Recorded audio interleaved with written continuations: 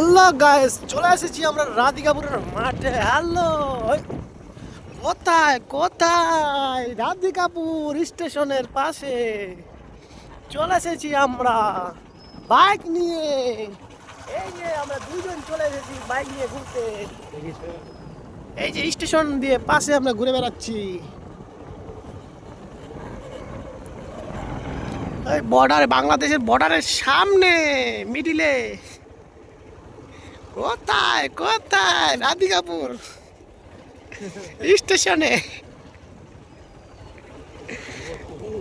এই যে চলে এসেছি আমরা বন্ধুরা, দেখতে পাচ্ছ বিকাল বিকাল চলে এসেছি। এই যাচ্ছি। ট্রেনটা দেখো কত বড়, অনেক বড় রে, বিশাল বড়,